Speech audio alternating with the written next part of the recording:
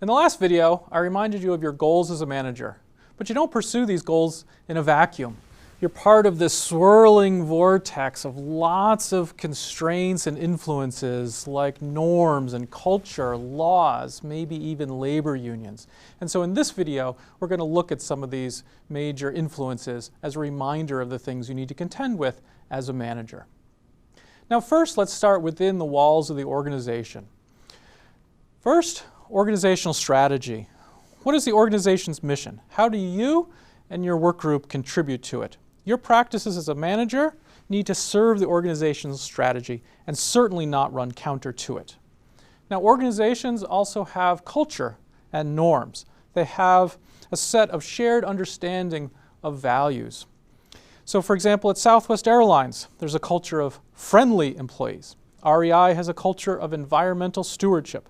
Google has a culture of openness, creativity, questioning others. These create norms that shape acceptable and unacceptable behaviors. It's unacceptable to be grumpy at Southwest Airlines, wasteful at REI, hierarchical and authoritarian at Google. You as a manager need to be aware of these organizational values when managing others. But don't always see this as a constraint. Norms can facilitate behavior as well. So if there's positive organizational norms, make the most of them. If there's negative organizational norms at your organization that interfere with what you want your employees to be doing, try to change them. Try to use norms as part of your toolkit of managerial practices to shape good employee behavior and employee performance. Now, putting organizational strategy, culture, and norms together also yields budgetary constraints, perhaps in your organization. What is your organization's willingness or ability to pay? In a nonprofit or government agency, there might not be the resources to pay for high salaries or pay for training and development. A company might believe that they have razor-thin profit margins. They might not choose to invest in high salaries or spend money on employee training and development. So this can also provide a set of constraints that you face as a manager. If your employees are represented by a labor union, this can provide another set of limits or constraints on what you can do as a manager. In some countries, there might be works councils, which could have similar implications for you as a manager. But remember, you can create good relationships with a union as well, and so you can try to use unions to facilitate, not just constrain behavior. We'll talk more about managing in a unionized environment in the next video. But as a manager, you don't live solely within the walls of the organization.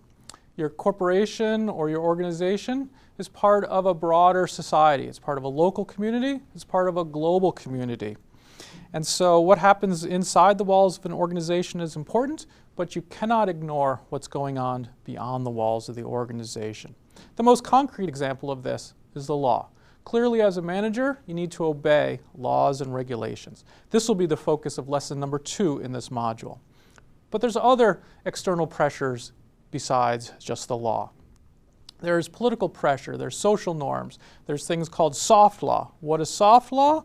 Those are guidelines and codes of conduct passed by government agencies, maybe the United Nations, the European Union, maybe even a local city council that aren't legally binding, but there might be pressures in the global community or your local community to try to adhere to those codes of conduct or to those guidelines. Outside the political arena, organizations and managers have to contend with social norms. For example, in some countries there's a movement right now to ban the box. This seeks to pressure companies to remove a box from their job application which asks whether an applicant has a criminal record or not. Some companies, such as the retail company Target, have changed their practice in response to this campaign without a legal requirement to do so. But beware, not all social norms involve campaigns. In fact, most probably don't. So be aware of what's acceptable and unacceptable in your specific culture and locality. If as a manager you try to push the boundaries of these constraints too far, for example by violating organizational norms, it could be a bumpy road, just as the sign here indicates. And so what can a manager do?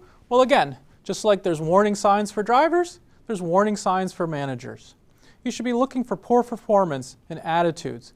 Now, this might not be a sign that you're violating organizational norms or other types of things. There can be other reasons for poor performance or poor attitudes, like workers not having the right skills, but when faced with these things, look in the mirror and see if there's things that you can be doing to improve.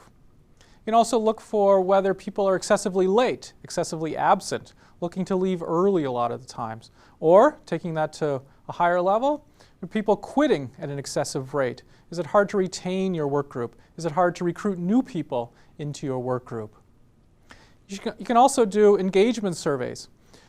Your human resources professional can help you with this. Lots of companies do engagement surveys or pulse surveys. Your organization might have one already. And you can use this to create benchmark scores. You can look at the engagement score of your work group compared to the engagement score of other work groups in the organization. You can also create a benchmark score that you can track over time. If over time your engagement score is trending downwards, that's obviously a bad sign. And you can look to try to diagnose what's going on. Maybe part of that is you're violating social norms, violating organizational culture. So again, your human resources professional can help you create some metrics which you can use to make you a better manager and watch for warning signs of violating organizational norms, social norms, and other constraints that you face as a manager. Watching for these warning signs is important because remember, people love their organizations and oftentimes stay longer because they have a great manager. But if they have a bad manager, they will leave in spite of liking the organization.